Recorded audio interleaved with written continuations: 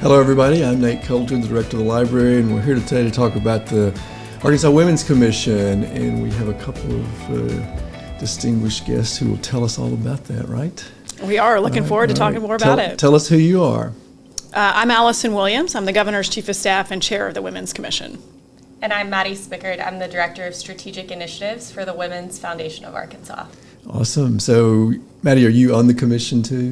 I'm not officially a member of the commission, but the Women's Foundation of Arkansas kind of serves as an organizational partner with Alison, her team at the governor's office, and so we work very closely with the commission to kind of help organize the meetings and keep everything going. So, and have contributed financially to the effort. All that, logistics and money. That's right. Can't do without all that.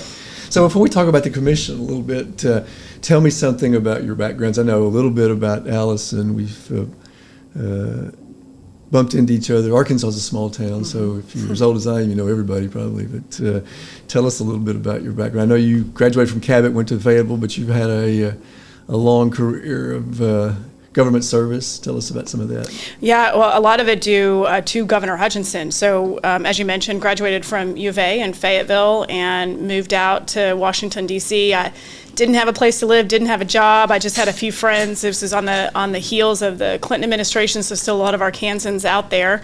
That's what young people do. They go places without any plan. I think my parents were more nervous about it than I was, but had a great friend in Betty Gooman, who was then the governor's chief of staff, and so then the congressman's chief of staff when he was congressman. So worked with him in Congress, at Homeland, at DEA. I decided it probably would be worth it to find out if anyone else would hire me because I'd worked with him for so long, and kind of struck out on my own. I went back into federal service, served overseas at U.S. Africa Command doing aviation security on the African continent. Came back, did my master's degree at Virginia, got an MBA, and at that time, Governor Hutchinson had decided to run again. You may recall, had a misfire in 2006, got back on that horse, and I told him I wanted to come back to work for him if he won, and he did. I started out as his state federal director in Washington, D.C. I was already living there. That made sense. And came back for a fiscal session to help that first fiscal session just get everything organized and moving.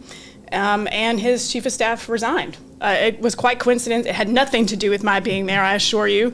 Michael Amaro, if you're listening, I have great respect for my predecessor.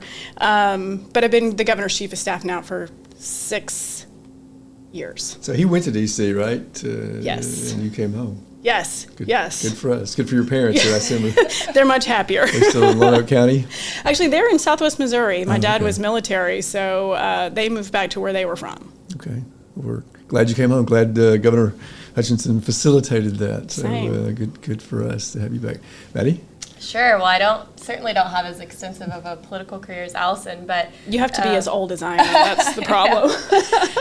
More early in my career, but I am a Little Rock native. I was born and raised here, proud Central High alum, and I went to University of Central Arkansas for my undergraduate degree. I found myself working in the nonprofit sector after college and worked at the Women's Foundation actually for several years. We were kind of reinventing ourselves as a statewide foundation. So a few years ago in 2016 is when I started, and I worked there for a couple years. And then I left to get my master's in public affairs at Indiana University. So left Arkansas, where I'd been my whole life for a couple years, got my master's degree focused in that degree in nonprofit management and policy analysis, and then I came back to Arkansas, and I actually worked at UA Little Rock Public Radio for a little bit, and then found myself back at the Women's Foundation fairly recently. This last October is when I became the Director of Strategic Initiatives. But I was a Girl Scout, lifelong Girl Scout. I've always been involved in many different women's organizations and associations, and that's kind of where my personal passion has always lied, is women's economic empowerment. And I know that we could do a lot of work here in the state of Arkansas, and so love my job, love the WFA and all that we stand for in our mission. And this commission work has just been absolutely amazing. I think it's gonna really have a great impact for all Arkansans, but specifically women and children in the state. So I gather from what I've studied and what I saw when the governor announced this that women's economic empowerment is really the centerpiece of this through studying and analyzing the barriers to women's access and success in the economy, particularly, I guess, in the field of STEM and entrepreneurship. And I guess we've seen a lot of things, particularly heightened in the pandemic, that illustrate how that's such a problem for everybody, all parents, but particularly women. I guess the library observed some of that because when schools were shut down and when there were sort of sudden, unexpected shutdowns, it really imposed on parents. And I know there's a lot of data out there showing that people have a hard time in summer when if they can't afford camps or summer activities, daycare for their kids, it's a burden. But tell us, I know this is the fourth iteration of a version of this this commission's work. It's been a while, though, right? It is, and the first one in 50 years. There's been progress made, but still a lot more to be made. So your point about COVID being an added burden, an added challenge, we've been holding meetings around the state. Our last meeting was just last week in Mountain Home. We've been to Lake Village, we've been to Fayetteville, we've had a couple of meetings here in Little Rock. We'll hit Jonesboro, Russellville, Magnolia, you name it. We're all over the state.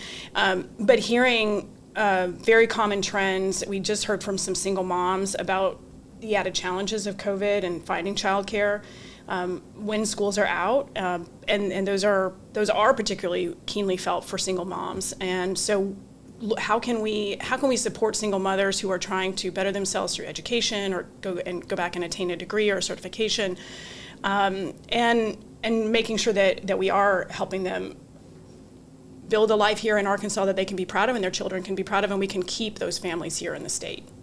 Yeah, one of my friends, you probably know Kevin Crass, when he was the chamber president, said his barometer of how we're doing economically is how many of his children come back to Arkansas, and I think he was doing a little better than I. I have three, only one of whom has migrated back here for work.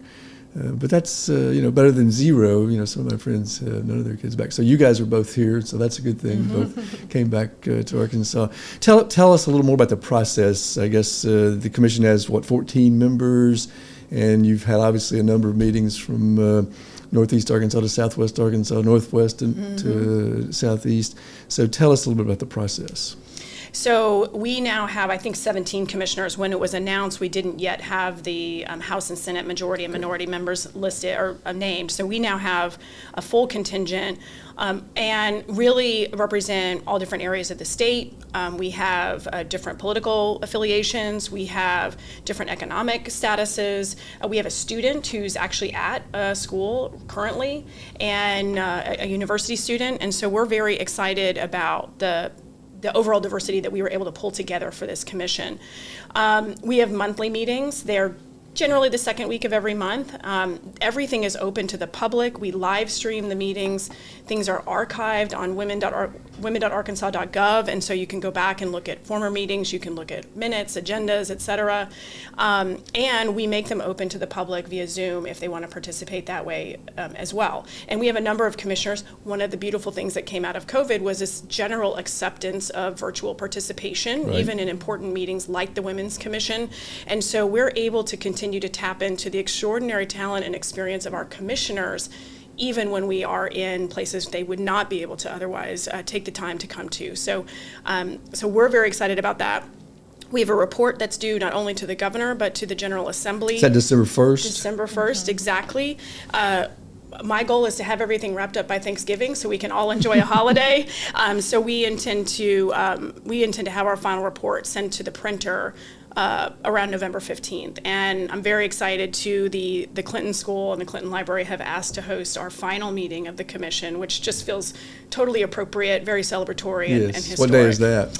That'll be our November 15th meeting. Okay. All right. Yep. Perfect. So your boss and I were on a commission years and years ago on election laws in Arkansas. He was the party chair.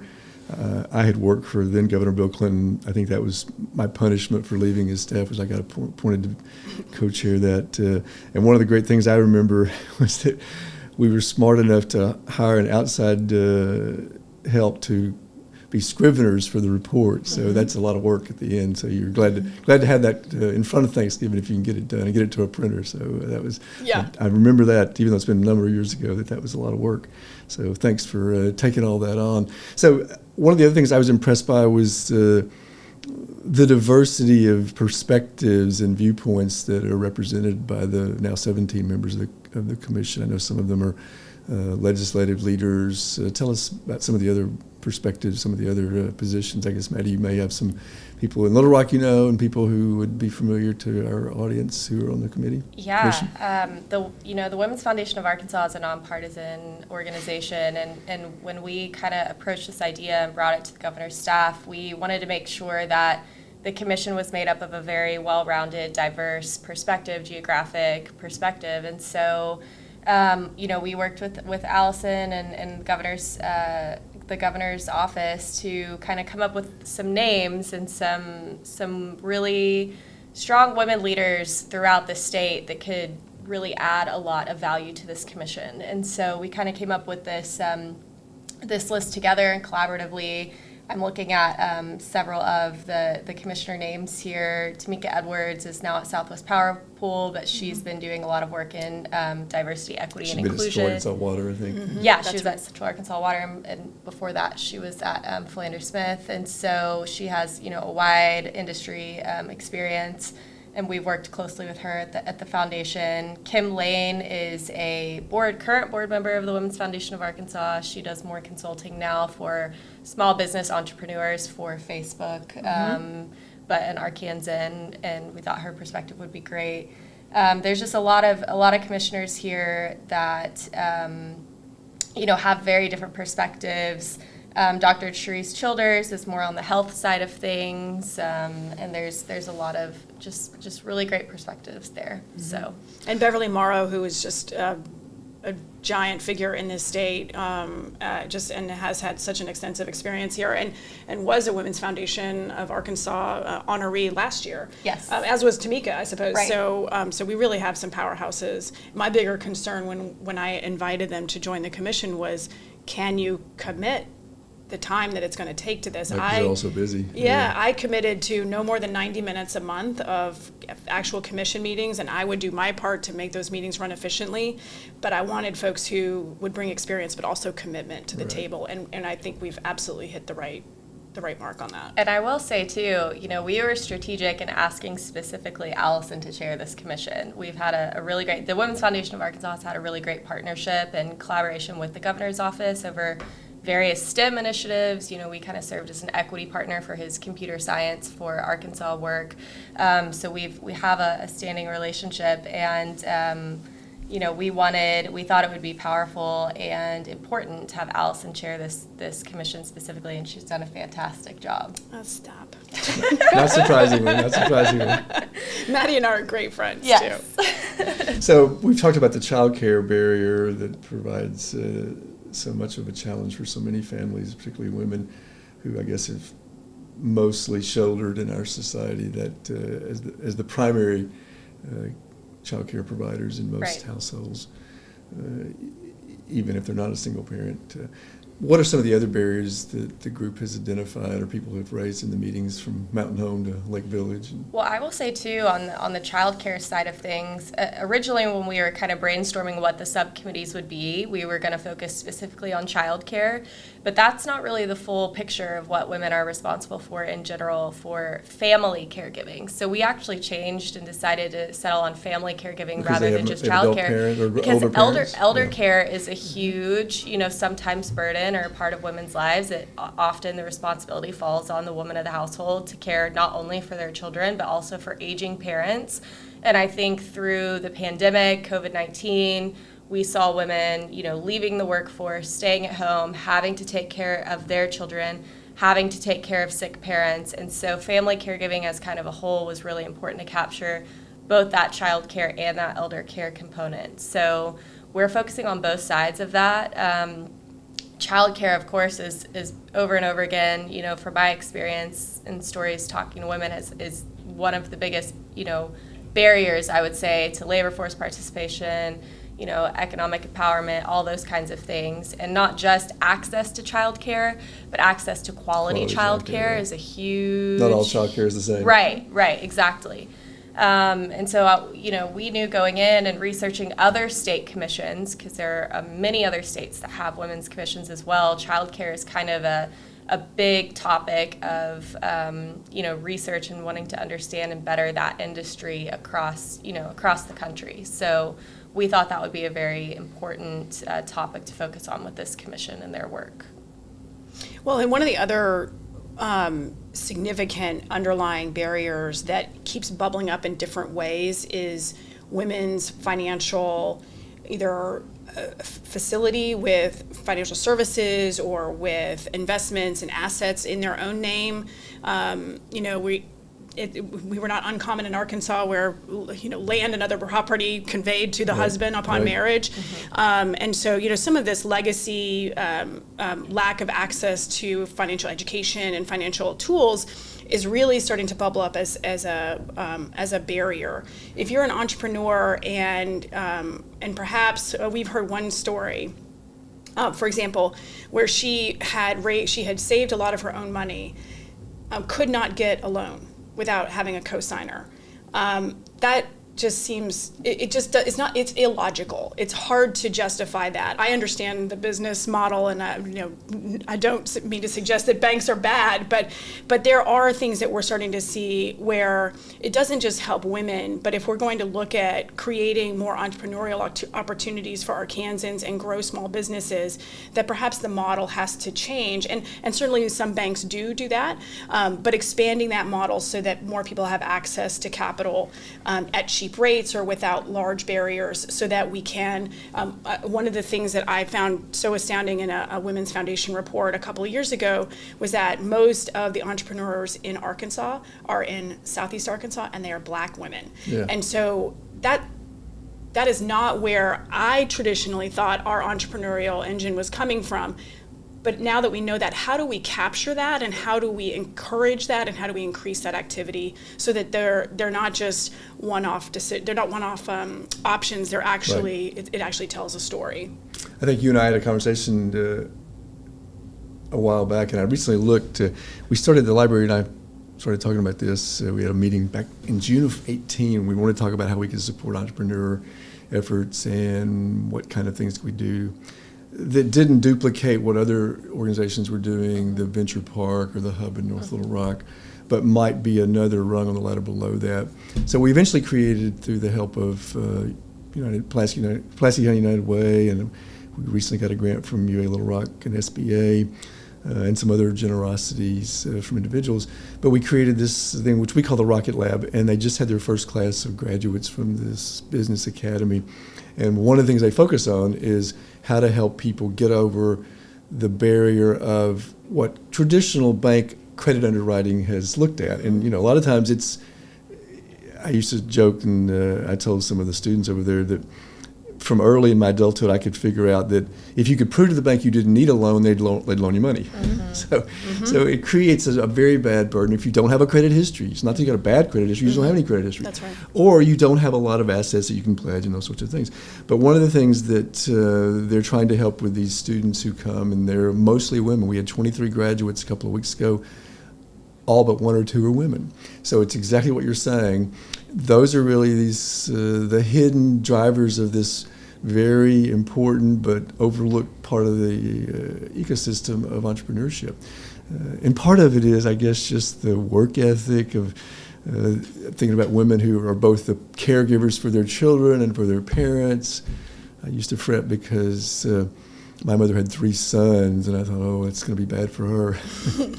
Unfortunately, I have one daughter, but and maybe my 2 sons will have spouses, because it's a sad reality, but women are just better at more things than men, particularly at child care and elder care.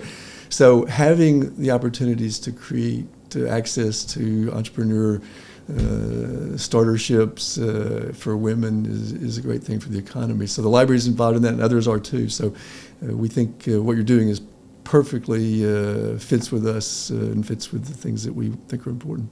Well, let me touch on something that I think is relevant to what you've just said about women just making things work. One of the most heartbreaking things that we hear with significant regularity is just how much women are making it work.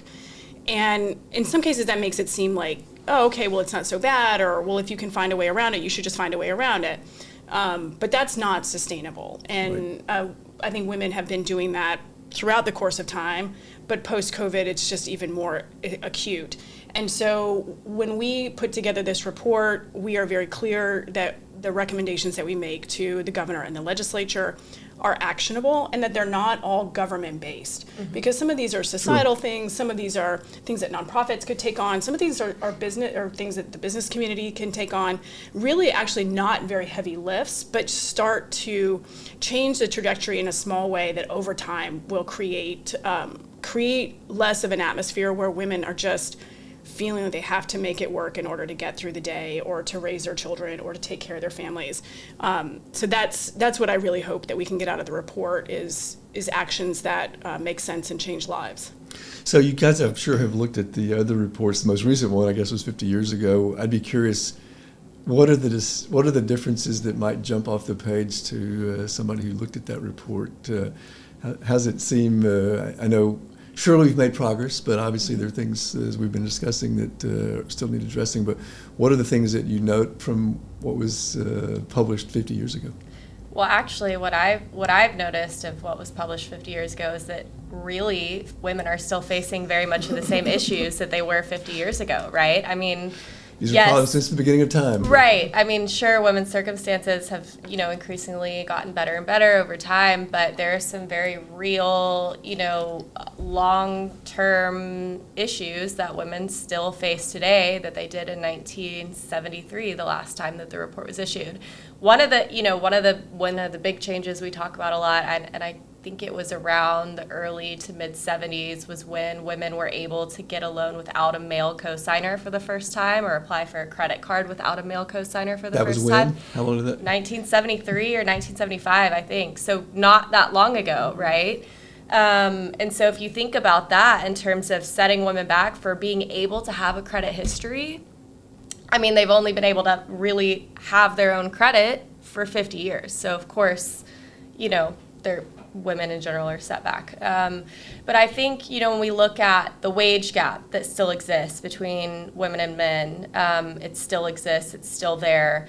When we look even further at the wealth gap. What is it, about 70% now? I think now it's more about 80. It's slowly, getting better and better over time, but it's still a very real thing that we talk about, because women are leaving the workforce at much higher rates than men because of all the other, family burdens, caregiving, other burdens, barriers that they have to face and go through. But we often talk about the Women's Foundation, the wealth gap. I mean, even if we were to get the wage gap even, women would be decades behind men in ownership, business ownership, land ownership, like all kinds of ownership. And so the wealth gap is a very real problem that women face in terms of asset building and longer financial and economic security. So in terms of looking at 1973 to today, I mean, there's still a lot of the same issues that we're seing for women. Yeah, wealth creation is a generational Exactly. It's And not just limited to women. Right. Well, let me talk about one positive. I find significant positive action since the last report, and that is in the area of politics and government. I was just thinking, probably in the early 70s, there were far fewer women involved in politics, far fewer candidates. Exactly right. I used to say to friends of mine, only half jokingly really, that only 100 years ago women could vote. Maybe what we should try is an experiment where we don't let men vote for the same period of time. Yeah. from roughly 1789 till 1920. How long was that? 150 years. But you run into that buzzsaw. we could have men run as candidates, but they could only appeal to women as voters. Since that was the way it was for 150 years. I see your it's an logic thought there. Experiment. I see your logic there. But there has been over the last 50 years a great deal of additional women engagement in politics, both as candidates, but also in terms of just government service overall. We're still validating this, but I'm very proud to to lead a staff with a governor who really cares about incorporating different voices that are not that don't look like him into the process. We have a very heavy female leadership team in the governor's office, and as I say, we're looking to validate this, but I think we're going to also find that Governor Hutchinson overall has had the most diverse cabinet in the history of the state. That is something that he works hard for and that he's very proud of, and we think we'll have the data to back that up. Good to hear. I assume there were I'm just thinking in my lifetime, there were probably no women gubernatorial chiefs of staff until Bill Clinton, maybe? That maybe, and people's memories are so short because, of course, Governor Clinton and Governor Huckabee both had female chiefs of staff. But I have people coming to me all the time. Are you the first female chief of staff? No. They're just not as old as I am. Well, and I stand on the shoulders of those women, absolutely. And I'm grateful. I'm grateful that I'm not the first. Well, here's a trivia question. Do you know how many of the 50 governors have women chiefs of staff? I should know that. There are a number. Bet. Yeah. Just know the majority of governors in the United States are Republican now, and so I know those governors, chiefs of staff better because we tend to get together as caucuses. And when I think to look around the room, I am pleasantly surprised at how balanced the table looks. And I assume the same is the case on the other side. But yeah, I'd have to go back and look at those numbers, actually. Well, one of the other experiences I have from politics from years, and one of those other things that contributes to my thesis that women are better at most things than men is politics. You learn in politics, if you want to get something organized and have it turn out right, you probably need a lot more women involved in it than men. So the right women, right? Right. That's for sure.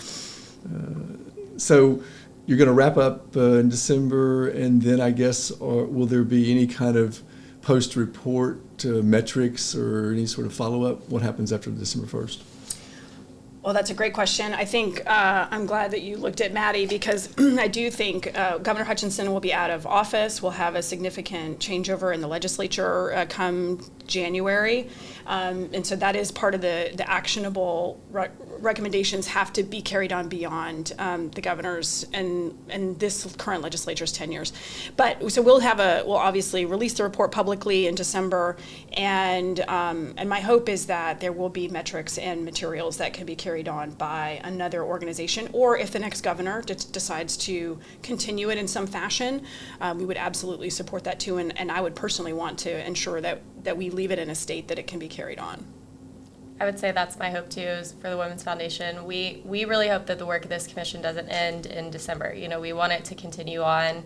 It was funny, I was looking at some of the other states' women's commissions across the country, and there are a few of them that their title is like permanent women's commission of whatever state, and I just thought that was funny. It was like not a 1-year, 2-year commission. It was a permanently established women commission for that state or that region of the state. I mean, there are some states that have women's commissions by city or by county government. So, that would be my hope and dream for this commission. It's a chronic problem. Maybe it's an ongoing commission. Right. I would love change the membership, but continue to have the agenda. Exactly. I think it's something that, Arkansas can benefit from greatly, and there are many other states that are doing that already, and so I hope that we can continue that as well.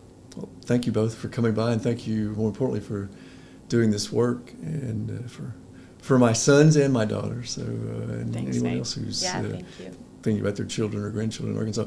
So, are there any way the library can help? Can we put out your link to your meetings? What can we do to post on our website that would be helpful? Nate, I'd love to add you to I have a interested parties distribution list. I'd love to add you, and I do monthly updates to that group just to let folks know when the next meeting is, what interesting media has come out.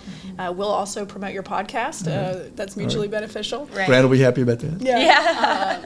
But yeah, I'd love to add you to that, and however else you think we should be promoting ourselves, we'd be happy to take your advice. We'll work on that. Great. Thanks so much. Thanks so much. Thank you.